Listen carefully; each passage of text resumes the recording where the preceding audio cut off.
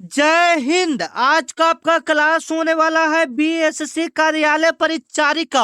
और इस वीडियो के अंदर आपको ऐसे सिलेक्टेड एवं ऐसे वीवीआई प्रश्न बताने वाले हैं जो कि सीधे आपके एग्जाम में आ सकता है। इस वीडियो के अंदर आपको एग्जाम में आने वाला एकदम टफ प्रश्न करवाएंगे जो कि सीधे आपके एग्जाम में हूबहू देखने को मिलेगा। तो पहले मैं आपको क्लियर कर दूं, आपके बीएसएससी के एग्जाम में जिनको नहीं पता है, टोटल 100 क्वेश्चन पूछा जाता है। आपके बीएसएससी के एग्जाम में टोटल कितना क्वेश्चन पूछा जाता है? टोटल आपका 100 क्वेश्चन पूछा जाता है, जिसमें से आपका जीके जो रहता है वो आपका 40 क्वेश्चन का रहता है। जीके आपका कितना क्वेश्चन का रहता है? 40 क्वेश्चन का रहता है। एवं हिंदी 30 क्वेश्चन का रहता है। एवं मैथ 30 क्वेश्चन का रहता है। टोटल 100 क्वेश्चन का आपका एग्जाम होता है। आज का यह क्लास आपके लिए वेरी वेरी इंपॉर्टेंट होने वाला है।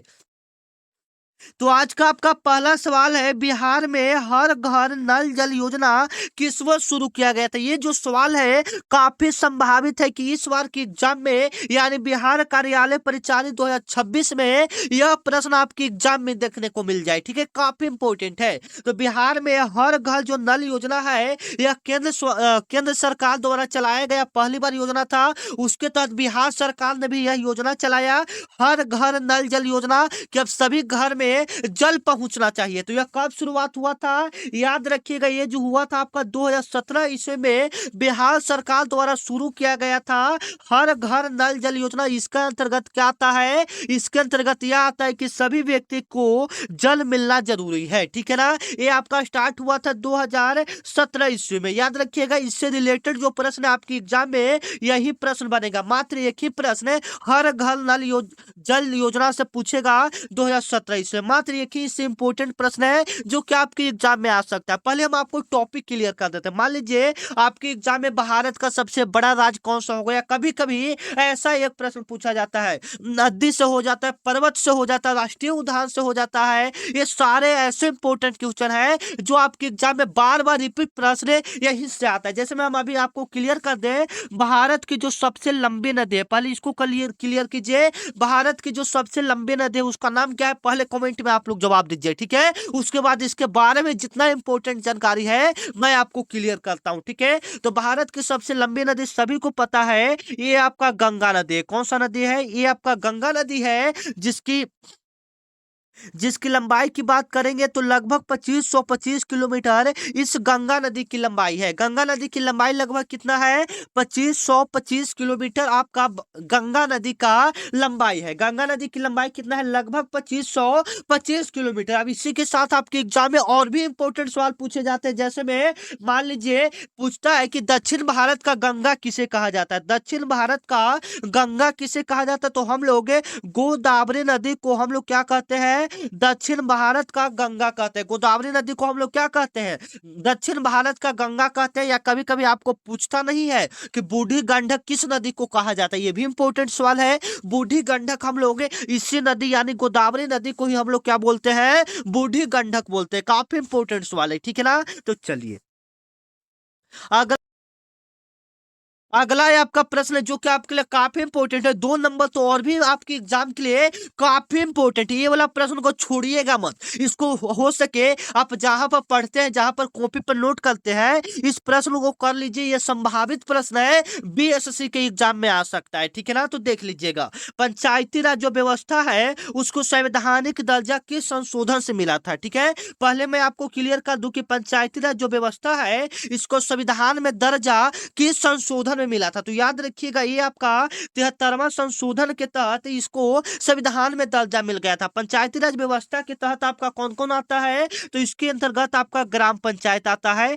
ये सबको पहले संविधान में मान्यता नहीं प्राप्त था, लेकिन जब 73वां संशोधन किया गया संविधान में, उसमें ग्राम पंचायत हो गया, पंचायत समिति हो गया, जिला समिति हो गया, ये सब आपका इसके अंतर्गत आने लगा, पंचायती राज व्यवस्था के अंतर्गत आने लगा। ठीक है, अब इसके बारे में हम कुछ इंपॉर्टेंट प्रश्न जान लेते हैं जो कि आपकी बीएसएससी के एग्जाम में पूछा जाता है। जैसे में देख लीजिए, उससे पहले मैं आपको क्लियर कर दूं कि बीएसएससी के एग्जाम में संविधान से बहुत सारा प्रश्न पूछा जाता है, जो कि महत्वपूर्ण महत्वपूर्ण आपको हम क्लियर भी करवा देंगे। ठीक है, अभी नीचे बहुत सारा वैसा प्रश्न आएगा। उससे पहले यहाँ पर क्लियर कर लीजिए, पंचायती राज व्यवस्था जो है उसका शुरुआत सबसे पहले किस राज्य में हुआ था?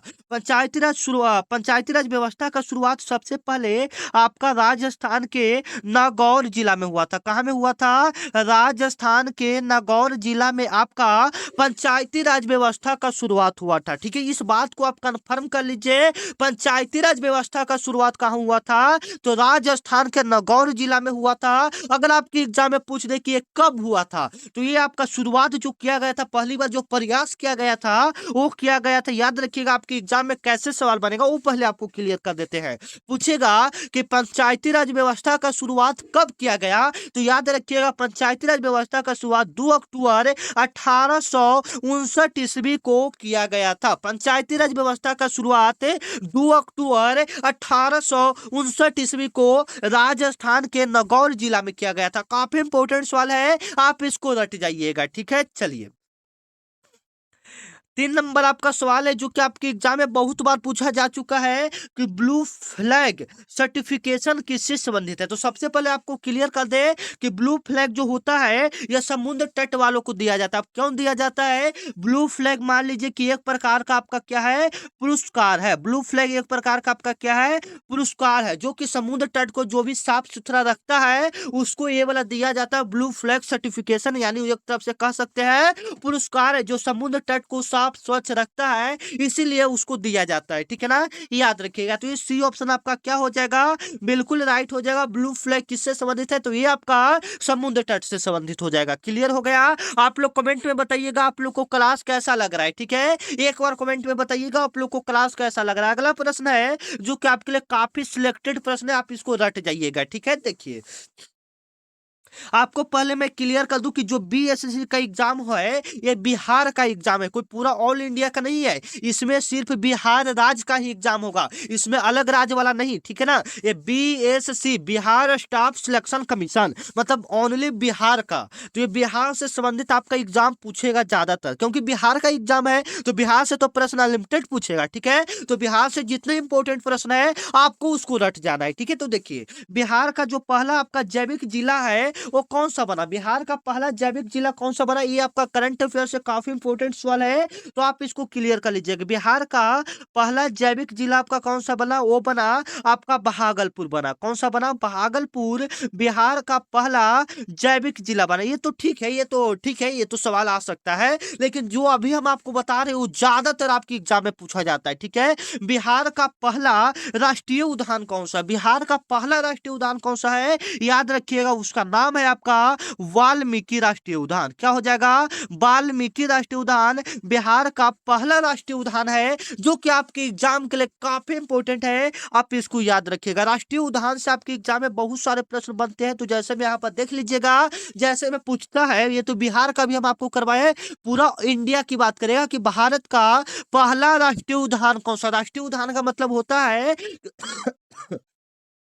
राष्ट्रीय उद्यान का मतलब ये होता है कि वहां पर जानवरों को सुरक्षित रखने के लिए एक तरफ से कह सकते हैं कि वहां पर घर या जो जू कहते चिड़ियाघर है सब आप लोग जानते हैं, उसी प्रकार से आपका राष्ट्रीय उद्यान भी होता है जहां पर जानवरों को सुरक्षित रखा जाता है। तो पूछेगा कि भारत का पहला राष्ट्रीय उद्यान कौन था, तो वो आपका जिम कॉर्बेट नेशनल पार्क था। कौन था? जिम कॉर्बेट नेशनल पार्क, यानी जिम कॉर्बेट राष्ट्रीय उद्यान था। जिम कॉर्बेट राष्ट्रीय उद्यान था, जो कि पूछेगा कि जिम कॉर्बेट राष्ट्रीय उद्यान कहाँ में है, तो याद रखिएगा ये आपका उत्तराखंड में है। ये आपका कहाँ में है? उत्तराखंड में है। काफी इंपोर्टेंट एवं सिलेक्टेड एवं वीवीआई प्रश्न है, जो कि बीएसएससी कार्यालय परिचारी में पूछा जा सकता है। ठीक है, तो याद रखिएगा। चलिए 5 नंबर आपका सवाल है जो कि आपके एग्जाम में पूछा जा सकता है कि डिजिटल इंडिया कार्यक्रम का शुरुआत किस वर्ष हुआ था। डिजिटल इंडिया कार्यक्रम का शुरुआत किस वर्ष हुआ था? यह भारत सरकार द्वारा शुरू किया गया एक योजना था।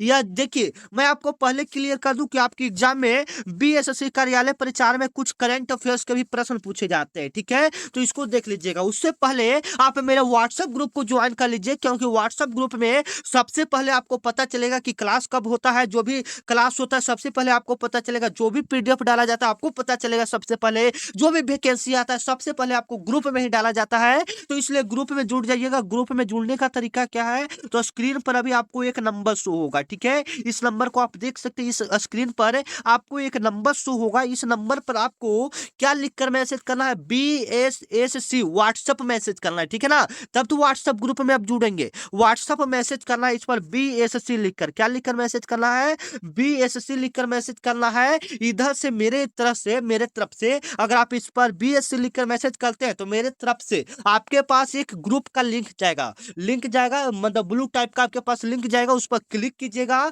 तो आप ऑटोमेटिक ग्रुप में ऐड हो जाएंगे। उसके बाद जो भी क्लास होगा सबसे पहले आपको पता चलेगा। तो ठीक है, अगर जुड़ना चाहते हैं, ऐसे जरूरी नहीं है जुड़ना, आप चैनल को सब्सक्राइब भी कर लेंगे तो आपके पास नोटिफिकेशन जाएगा, ठीक है। अगर आप चैनल को सब्सक्राइब कर लेते हैं तो जो भी क्लास आपका BSSC कार्यालय परिचारिका होता है वो सबसे पहले आपको पता चलेगा। तो फिलहाल स्क्रीनशॉट लेकर क्लास को पूरा देखिए। तो डिजिटल इंडिया कार्यक्रम जो आपका शुरू किया गया था वो आपका शुरू किया गया था 2014 ईस्वी में। आप इसे याद रखिएगा, ए ऑप्शन क्या हो जाएगा, बिल्कुल करेक्ट हो जाएगा, ठीक है। चलिए, आपका 6 नंबर प्रश्न है जो कि आपके लिए काफी इंपोर्टेंट एवं सिलेक्टेड प्रश्न है, जो कि BSSC कार्यालय परिचारी के लिए काफी इंपोर्टेंट है। भारतीय संविधान का संरक्षक किसे कहा जाता है, भारतीय संविधान का संरक्षक किसे कहा जाता है, काफी इंपोर्टेंट है, वो VVI क्वेश्चन है, तो आप इसको देख लीजिएगा। भारतीय संविधान का संरक्षक हम लोग सर्वोच्च न्यायालय को कहते हैं। सर्वोच्च न्यायालय को क्यों कहते हैं, क्योंकि यही एक ऐसा, मतलब क्या बोलते हैं, यही एक ऐसा जो भारतीय संविधान के नियम के अनुसार चलता है। अगर बड़ा भी आदमी है, पैसे वाला भी आदमी है, अगर वो गलत करता है तो ये एक ऐसा संविधान है, संविधान ही एक ऐसा है जो कि सभी को सजा देता है, ठीक है ना। सर्वोच्च न्यायालय संविधान के धारा के तहत चलता है। जैसे मान लीजिए कि वह व्यक्ति किसी को जान से मार दिया है तो उसके ऊपर हत्या का क्या लगेगा, हत्या का जो भी आता है हत्या का धारा लगेगा, ठीक है। तो वही आपका जो सर्वोच्च न्यायालय है, यही आपका संविधान का असली संरक्षक माना जाता है, ठीक है ना। अब इससे कुछ इंपोर्टेंट प्रश्न क्लियर कर लेते हैं संविधान से। जैसे में आपकी एग्जाम में संविधान से क्या प्रश्न बन सकता है, संविधान में टोटल कितने अनुच्छेद हैं, संविधान में टोटल कितने अनुच्छेद हैं। तो याद रखिएगा, संविधान में टोटल जो आपका अनुच्छेद है वो आपका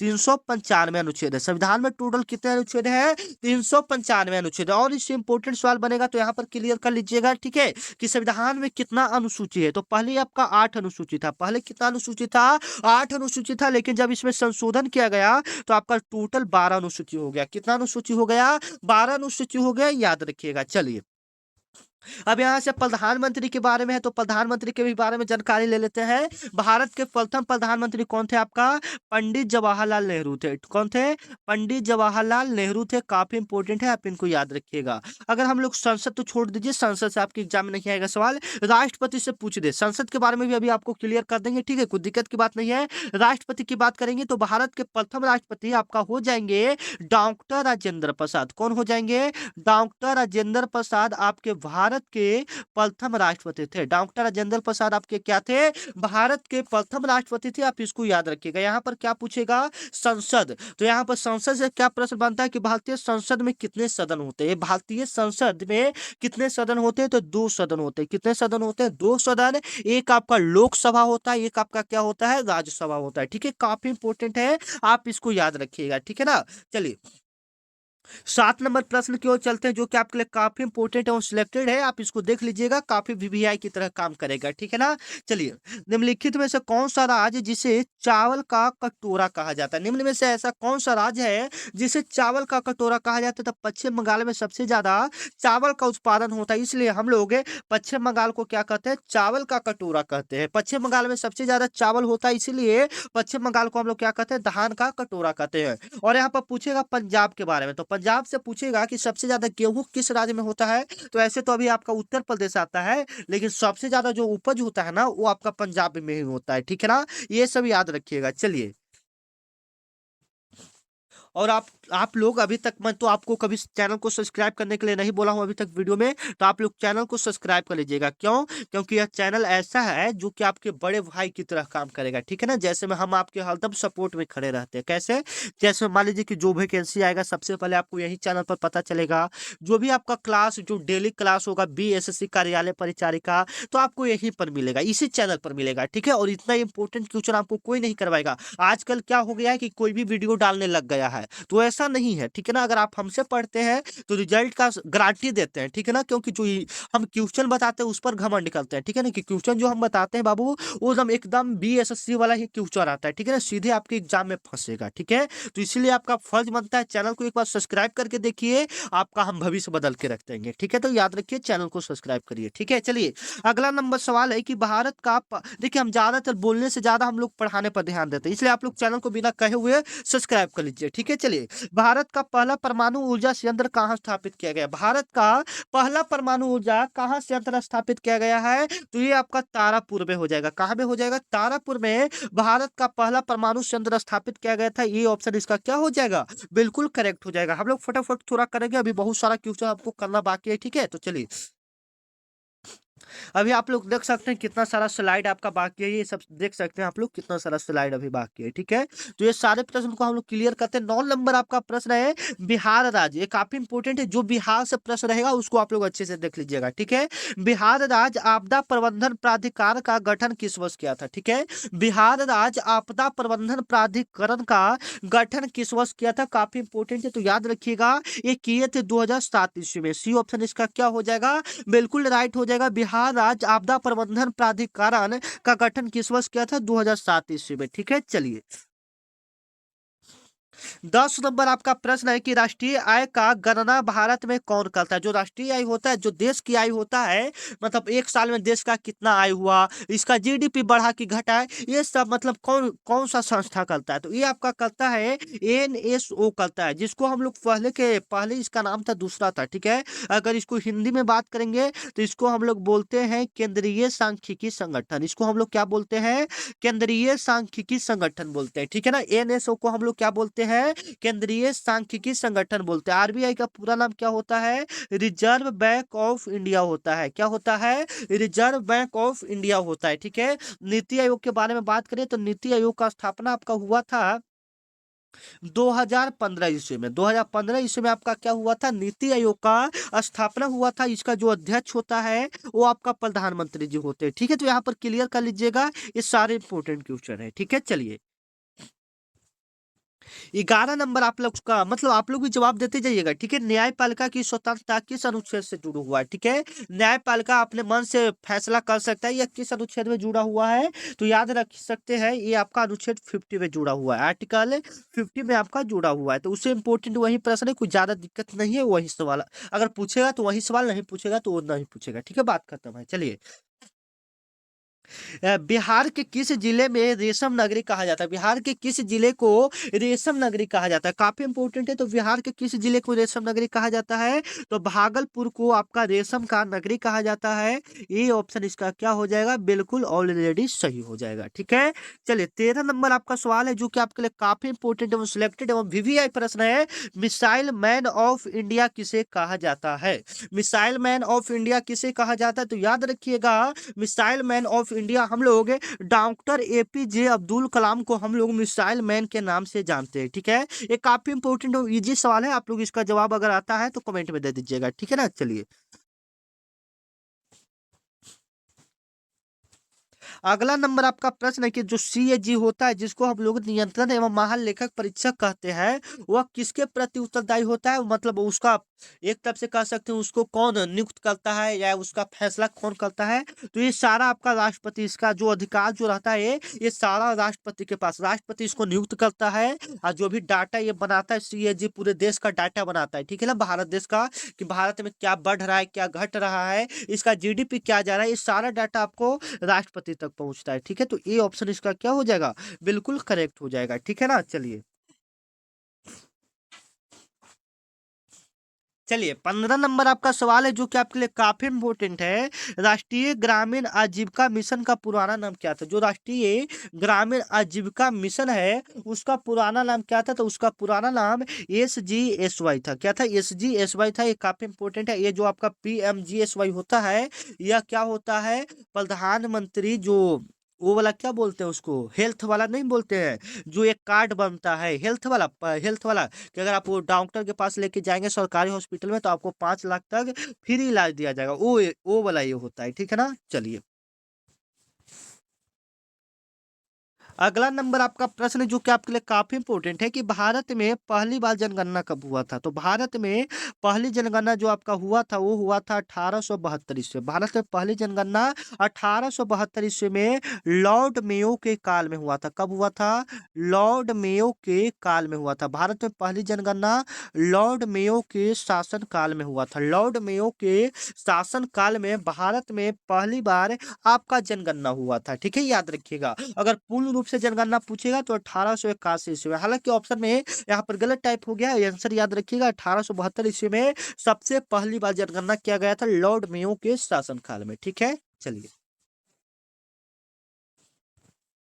17 नंबर आपका सवाल है, बिहार में जीविका कार्यक्रम किससे संबंधित है। ठीक है, बिहार में जीविका कार्यक्रम किससे संबंधित है? तो याद रखिएगा ये आपका महिला शक्तिकरण से संबंधित है। महिला शक्तिकरण से आपका जीविका कार्यक्रम संबंधित है। सी ऑप्शन इसका क्या हो जाएगा? बिल्कुल राइट हो जाएगा। महिला कार्यक्रम किससे जुड़ा हुआ है? तो ये महिला शक्तिकरण से जुड़ा हुआ है। ठीक है, चलिए आपका 18 नंबर सवाल है कि सत्यमेव जयते किस ग्रंथ से लिया गया है। सत्यमेव जयते आपका किस ग्रंथ से लिया गया है, हम लोग थोड़ा फटाफट करेंगे। तो ये आपका याद रखिएगा मुंडक उपनिषद से लिया गया है। और अभी तक आप लोग चैनल को सब्सक्राइब नहीं किए हो तो चैनल को एक बार अपने भाई समझकर सब्सक्राइब कर लीजिएगा। ठीक है ना, चलिए आपका 19 नंबर सवाल है, भारत का सबसे बड़ा सार्वजनिक क्षेत्र का बैंक कौन सा है। भारत का सबसे बड़ा सार्वजनिक मतलब पूरा मतलब एक होता है ना कि सिर्फ प्राइवेट एक बैंक होता है जो कि जिसमें अमीर लोग ही खाता खुला सकते हैं, लेकिन सार्वजनिक ये गांव में भी है, देहात में भी है, शहर में भी है, वो उसको हम लोग सार्वजनिक बोलते हैं। तो ये कौन सा बैंक है? तो ये आपका एसबीआई आपका सभी जगह पहुंच चुका है। बिहार में भी जाइए, बिहार में भी जाइए, दिल्ली में भी जाइए, बिहार के कोई गांव में भी जाइए, दिल्ली के कोई शहर में भी जाइए, सभी जगह आपको एसबीआई का बैंक मिल जाएगा। ऐसा कि हालांकि अब सारा ब्रांच अब सगरो सभी जगह मिल जाता है, लेकिन जो एसबीआई है वो क्षेत्रीय बैंक है। इसको आप याद रखिएगा, जिसको सेंट्रल बैंक ऑफ इंडिया भी हम लोग बोलते हैं। ठीक है ना, याद रखिएगा। चलिए 20 नंबर आपका सवाल है जो कि आपके लिए काफी इंपॉर्टेंट है, राष्ट्रीय खेल दिवस कब मनाया जाता है। राष्ट्रीय खेल दिवस से कब मनाया जाता है, याद रखिएगा खेल दिवस आपका 29 अगस्त को मनाया जाता है। इसके बारे में अगर जानकारी लेना है तो याद रखिएगा राष्ट्रीय खेल दिवस हम लोग 29 अगस्त को मेजर ध्यानचंद्र की याद में मनाते हैं। किसकी याद में मनाते हैं? मेजर ध्यानचंद्र की याद में हम लोग क्या मनाते हैं? राष्ट्रीय खेल दिवस मनाते हैं। ठीक है, याद रखिएगा 2 अक्टूबर को हम लोग क्या मनाते हैं? 2 अक्टूबर को हम लोग क्या उसको बोलते हैं? अहिंसा दिवस। अहिंसा, हाँ, अहिंसा दिवस के रूप में हम लोग 2 अक्टूबर को मनाते हैं। अहिंसा दिवस के रूप में क्या मनाते हैं? 2 अक्टूबर के रूप में हम लोग मनाते हैं। 2 अक्टूबर को अहिंसा दिवस के रूप में मनाते हैं। ठीक है, चलिए आपका 21 नंबर सवाल है, बिहार में विधानसभा की कुल कितनी सीटें हैं? तो वो आपका 242 हो जाएगा। बी ऑप्शन इसका क्या हो जाएगा? बिल्कुल राइट हो जाएगा। ठीक है ना, चलिए 22 नंबर आपका सवाल है कि मेक इन इंडिया का प्रतीक क्या है। जो मेक इन इंडिया कार्यक्रम है, एक सरकार के द्वारा योजना चलाया गया है, उसका जो प्रतीक है वो क्या है? तो उस पर तो शेर का लोगो बनाया गया था, लेकिन उसका जो मतलब है, उसका प्रतीक है वो चक्र है, कि मतलब आगे इंडिया बढ़े। ठीक है, वो चक्र का प्रतीक है। ठीक है ना, याद रखिएगा उसका प्रतीक जो हो जाएगा चक्र हो जाएगा। ऐसे उसका जो लोगो है उस पर शेर का निशान दिया गया है, लेकिन इसका प्रतीक पूछा है तो चक्र है। मेक इन इंडिया जो कार्यक्रम है वो पूरा देश में बढ़े, इसका मतलब चक्र का मतलब वही है। ठीक है, चलिए अगला नंबर प्रश्न है कि योजना आयोग को कब समाप्त कर दिया गया। योजना आयोग को देखिए 2014 ईस्वी में समाप्त कर दिया गया था, लेकिन इसको जो लागू किया गया था ये आपका फिर ये तो 2014 ईस्वी में समाप्त कर दिया गया था, लेकिन 2015 ईस्वी में इसी का नाम चेंज करके, इसी योजना का, योजना आयोग का नाम चेंज करके आपका नीति आयोग कर दिया गया था। क्या कर दिया गया था? नीति आयोग कर दिया गया था। काफी इंपॉर्टेंट है। चलिए 24 नंबर आपका सवाल है जो कि आपके लिए काफी इंपॉर्टेंट है, लोक लेखा समिति। लोक लेखा समिति का अध्यक्ष समानता कौन होता है? ठीक है, लोक लेखा समिति का अध्यक्ष समानता कौन होता है? तो याद रखिएगा ये आपका विपक्ष का सदस्य होता है। ठीक है ना, बी ऑप्शन इसका क्या हो जाएगा? बिल्कुल राइट हो जाएगा, विपक्ष का सदस्य होता है। ठीक है, चलिए 25 नंबर आपका सवाल है, बिहार का राजकीय पक्षी कौन है? 25 का जवाब आप लोग कमेंट में दीजिएगा। ठीक है, फटाफट कमेंट में जवाब दीजिए। चलिए अगला 26 नंबर सवाल है जो कि आपके लिए काफी इंपॉर्टेंट है। ग्रीन हाउस गैस में प्रमुख गैस कौन सा है? ग्रीन हाउस गैस में प्रमुख कौन सा गैस है? तो याद रखिएगा ग्रीन हाउस गैस में आपका कार्बन डाइऑक्साइड आ जाएगा। सी ऑप्शन इसका क्या हो जाएगा? बिल्कुल राइट हो जाएगा। जिसका संकेत क्या होता है? CO2 भी होता है। क्या होता है? CO2 भी इसका संकेत होता है। ऑक्सीजन का क्या होता है? O2 होता है। नाइट्रोजन का क्या होता है? N2 होता है, याद रखिएगा। हाइड्रोजन का क्या होता है? H2 होता है। ठीक है ना। चलिए 27 नंबर आपका प्रश्न है कि न्यूनतम समर्थन मूल्य MSP का घोषणा कौन कर सकता है? ठीक है, जो न्यूनतम समर्थन मतलब किसी भी चीज का कितना मूल्य होना चाहिए, जिसको हम लोग शॉर्ट रूप में MSP बोलते हैं, इसका घोषणा कौन कर सकता है? मान लीजिए कि कोई कंपनी है, वो चीजों का दाम बढ़ा रहा है, लेकिन भारत सरकार चाहे तो चीजों का दाम कम करवा सकता है, तो वो कौन कर सकता है? ये आपका ये पूछ रहा है। तो ये आपका केंद्र सरकार कर सकता है। ठीक है ना। केंद्र सरकार, मान लीजिए कि बिहार का कंपनी है, तो जो भी बिहार का एक तरफ से कर सकते हैं सरकार है। ऐसे तो केंद्र सरकार दिल्ली मतलब जो केंद्र शासित प्रदेश रहता है उसको हम लोग केंद्र सरकार बोलते हैं। ठीक है। तो ये अपना अपना राज्य के ऊपर निर्भर करता है कि उस सरकार बढ़ाना चाहता है तो बढ़ाएगा, नहीं तो नहीं। ठीक है ना। चलिए आपका 28 नंबर सवाल है जो कि आपके लिए काफी इंपॉर्टेंट है कि भारत का सबसे लंबा राष्ट्रीय राजमार्ग NH44 कहाँ से कहाँ तक जाता है? आपके एग्जाम में पूछा जाता है कि भारत का सबसे लंबा राष्ट्रीय राजमार्ग कौन सा है? तो आपका NH44 यानी नेशनल हाईवे 44 यानी NH44 है, वह कहाँ से कहाँ तक जाता है? तो याद रखिएगा ये आपका श्रीनगर से लेकर आपका कन्याकुमारी मतलब जम्मू कश्मीर से लेकर आपका कन्याकुमारी, जो कि भारत का सबसे एक तरफ से कह सकते हैं आखिरी पॉइंट यही कहलाता है कन्याकुमारी। इसको इंदिरा पॉइंट भी हम लोग कहते हैं। ठीक है, दक्षिणी बिंदु आपका कन्याकुमारी इंदिरा पॉइंट। ठीक है। ऐसे तो आपका अंडमान निकोबार द्वीप समूह, लेकिन जो भारत का भूमि होता है वो कन्याकुमारी पर भी समाप्त हो जाता है। ठीक है। चलिए आपका 28 नंबर सवाल है बिहार केसरी के स्वतंत्रता सेनानी को क्या कहा जाता है? बिहार केसरी किस स्वतंत्रता सेनानी को कहा जाता है? तो श्री कृष्ण सिंह को कहा जाता है। श्री कृष्ण सिंह कौन थे? तो ये बिहार के आपके पहले मुख्यमंत्री थे। बिहार के सबसे पहले मुख्यमंत्री कौन थे? तो यही थे आपका डॉक्टर श्री कृष्ण सिंह थे। याद रखिएगा बिहार के पहले मुख्यमंत्री श्री कृष्ण सिंह थे, जिनका नाम हम लोग बिहार केसरी के भी नाम से हम लोग उनको जानते हैं। डॉक्टर राजेंद्र प्रसाद आपके बिहार के पहले राष्ट्रपति, फर्स्ट प्रेसिडेंट के रूप में, इंडिया का फर्स्ट प्रेसिडेंट आपका डॉक्टर राजेंद्र प्रसाद। ठीक है। चलिए 13 नंबर आपका सवाल है जो कि आपके एग्जाम के लिए काफी इंपोर्टेंट है, वो सिलेक्टेड प्रश्न है।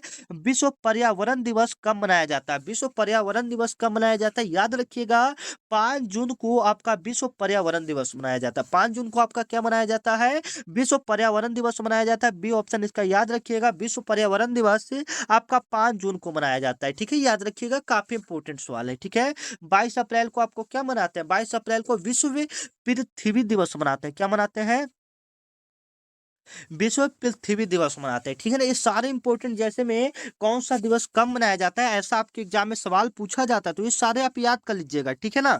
चलिए जल्दी जल्दी हम लोग 40 प्रश्न को खत्म करते हैं। ठीक है ना। भारतीय संविधान में टोटल कितना अनुसूची आपको ऊपर ही क्लियर करवा दिए थे। पहले आपका 8 था, लेकिन फिर जो संशोधन हुआ उसके तहत फिर 12 में 12 हो गया। ठीक है ना। इसमें अनुच्छेद पूछेगा तो 395 याद रखिएगा। ठीक है। चलिए